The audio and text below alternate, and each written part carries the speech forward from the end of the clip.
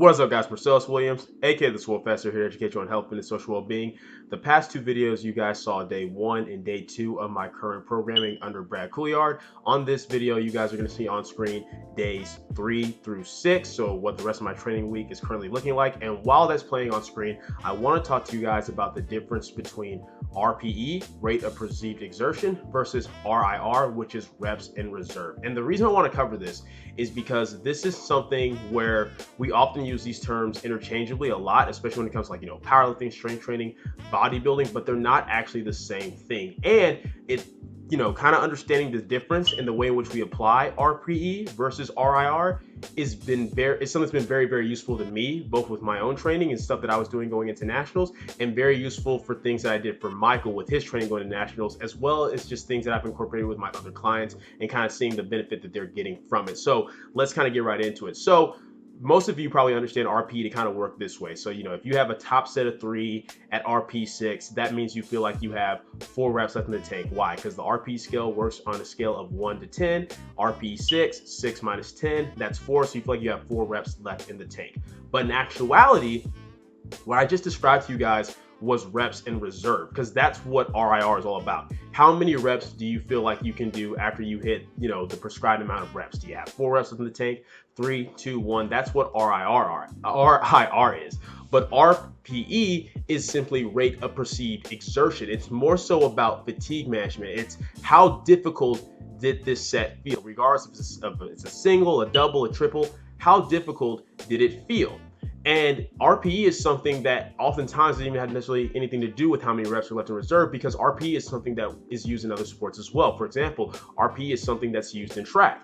And obviously, when you're running a sprint or a mile, you're not thinking about reps in reserve, right? It's simply, hey, how difficult did this feel? How hard did you have to exert yourself in order to complete the task at hand?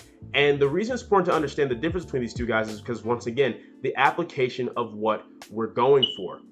Especially if we're talking about higher volume rep work versus working with triples, doubles, singles. And what I've started doing for both, my clients, what I started doing, with Michael, is getting them to understand the difference between rating their RPE from the standpoint of exertion, if we're doing something like a single, versus rating their RIR, reps in reserve, if we're doing higher rep work. Because the way I like to go about it is, when we're in an off season and we're doing a lot more volume work, is I like to kind of go more so with the RIR standpoint. Or really, if we're doing anything that's 3 reps or more than 3 reps, I like to use RIR for the mere fact that how difficult something feels can be very different from how many reps you actually have left in the tank to either extreme. For example, how often have you guys done whether it's your last back down set, so you're feeling really tired, or even if it's a top set, but let's say it's a top set of 6 or 7, right? It's higher reps. So by the time you do that 7th rep, you feel tired, you feel gassed due to the conditioning of it, and maybe you feel like, man, I feel like I could have only done 1 or 2 more reps. But because of how light the weight is, and because you go back and you look at the footage, you look at it and undeniably, yeah, it felt that way, but I could have definitely done, 3 or 4 more reps for sure. In that case, the reps in reserve is very different than what the RPE was during that set. Your rate of perceived exertion is different from how many reps you actually had left in the tank. And the opposite end of the spectrum, let's talk about when we're doing something like a heavy single. You can do a heavy single that maybe it feels like an RP7 in the sense of, yeah, it only felt like a 7 out of 10 in terms of difficulty. But could you have actually repped it out 3 more times?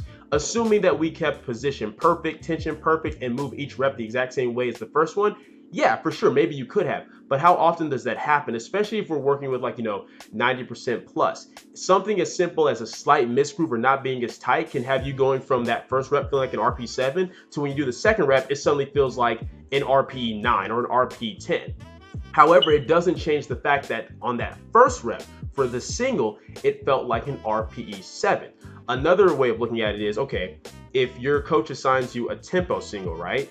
And it's a tempo single at RP6. Well, once you hit that single, it can feel like an RP6, right? But could you have actually done 4 more reps? Well, it can depend on what we're talking about. Does your coach want you to look at it from the standpoint of, could you do 4 more tempo singles? Or does he want you looking at it from the standpoint of, could you have done 4 more just normal singles after doing that 1 single? Because even though that can change how many reps you may have had left in reserve, it doesn't necessarily change the exertion of what you felt doing that single. And I think it's important to understand this difference, guys, because it very much dramatically changes how we apply these principles and how it works within our programming.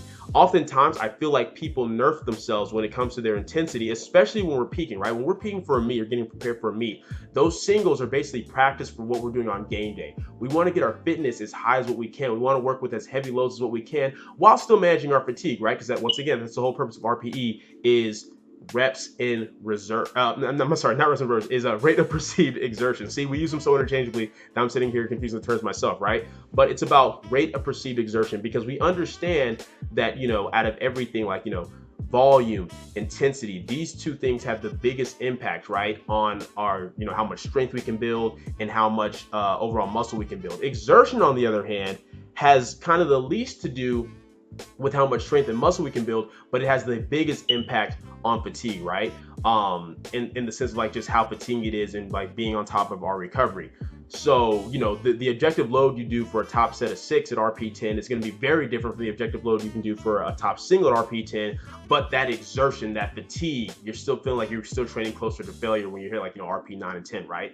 But in the same respect, we also have to keep in mind that when we're using RPE, we kind of want to use it so that we can, you know, push our fitness, push the intensity that we're doing without having to go to all-out failure. So once again, using my client Michael as an example, what we would do leading up to nationals is on his secondary days, we were going based upon RIR, actual reps in reserve. You just, for the mere fact that usually his secondary days in the top sets would be higher reps. So, and because we were already dealing with fatigue from the primary day, I want to go more based upon like, okay, how many reps do you feel you have left in the tank? I'm just trying to get in good quality, healthy volume on those secondary days. Whereas on the primary days, it was more so about how difficult did this single feel, because we're working more with singles, we're getting closer to the meet, right? So it wasn't so much if he had a top single at RP7, oh, could you have for sure repped out 3 more reps with that? But I had him look at it more from the standpoint of, could you have made 3 more equal weight jumps before reaching failure, before having to exert to a full RP10 to get the weight up? And that's a different way of looking at it, right? Because it's not necessarily about how many reps you have in reserve, but it's about how difficult did the set feel. And the reason that's important is because when it comes to singles especially, what feels like an RP7 is almost always going to be more weight that you can do compared to what you could actually rep out for 3 more reps.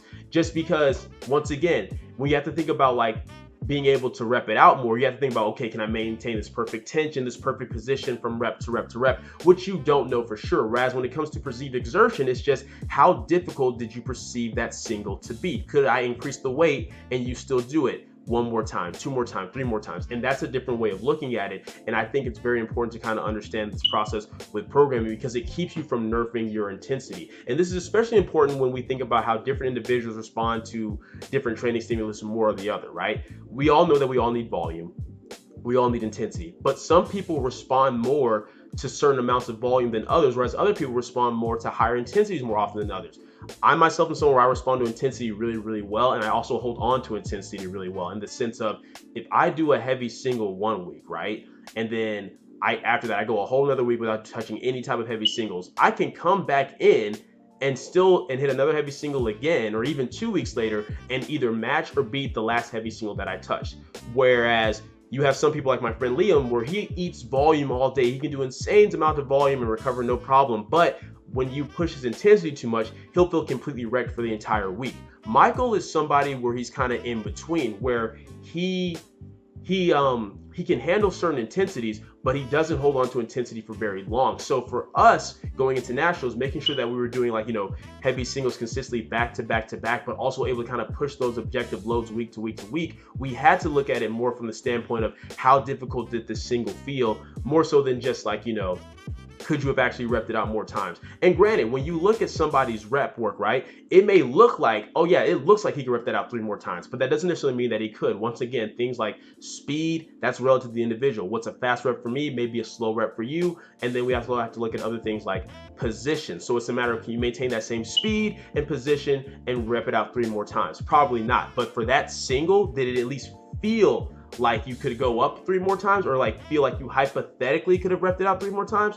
Sure, but it doesn't mean that you could in actuality. So once again, it's important to understand the applications of actual reps in reserve, where you actually know, yeah, I could have done this 3 or 4 more times, versus kind of just going based upon that perceived exertion. Like, yeah, I maybe could have repped this out this many more times, but in this moment, it felt this easy. Like on a scale of 1 to 10, how hard did it feel? That's really all RPE is, and what, you know, and how we really should look at it. And when we kind of incorporate this into our training the right way, it just opens up the possibilities of more of what we can do when we're working like with singles. Like I said, when it comes to higher rep work, I still think looking at RPE from the sense of reps in reserve makes more sense. But when we're trying to really push exertion and push that specificity of practicing singles, I think looking at it more from the standpoint of just, okay, how difficult did this feel, regardless if you could have repped it more or not, matters. Because once again, so many factors go into that. Can you maintain speed? Can you maintain tension? Are you going to misgroove it or not misgroove it? Because once again, how often have you guys been doing a set of something, right, where, you know, 3 reps in, you're good, but then by rep 4, because of a slight misgroove, suddenly, oh, I can't, you know,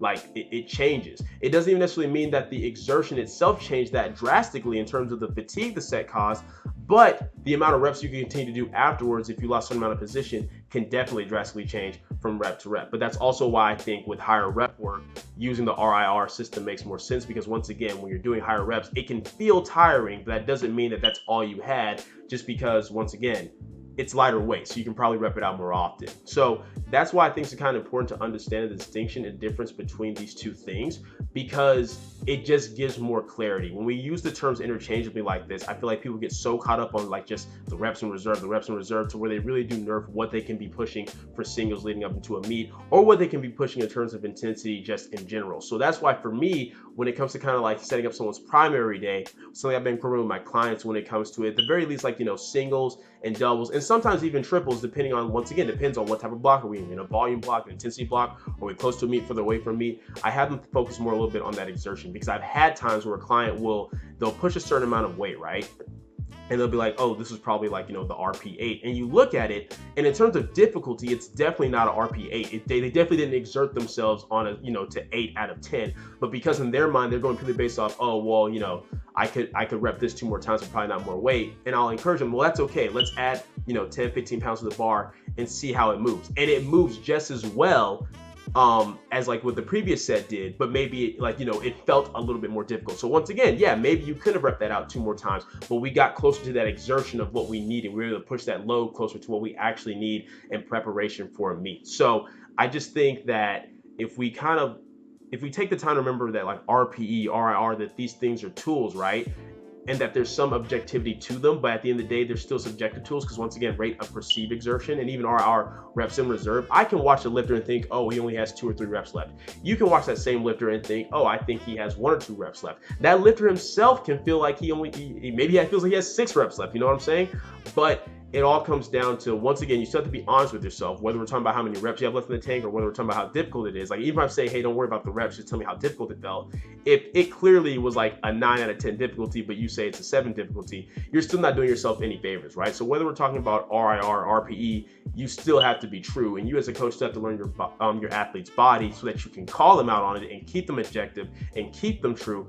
But it's still important to understand that there is a distinctive difference between RIR and RPE. That's why we have 2 separate terms. That's why RIR really says reps in reserve, whereas RPE is about perceived exertion. Technically speaking, it doesn't even necessarily have to have anything to do with reps. Once again, if we look at other sports that have nothing to do with reps, they still use the RPE scale. And sometimes it goes beyond even just 1 to 10. So I think when we learn to like think more critically about these tools and the application of them, instead of kind of just repeating and doing what we see everybody else do in terms of them, it just opens up the possibilities of what you can do. Once again, it can depend on the lifter you're working with and what y'all are doing, but you just have way more variability now when you understand the differences. But yeah, that's it for the video, guys. Hope you enjoyed it. If you did, go and leave a comment down below. Let me know what you did. If you did not, leave a comment down below. Let me know what I can get better. Like the video, share, subscribe. Keep it simple, specific, scientific. I'll catch you guys later.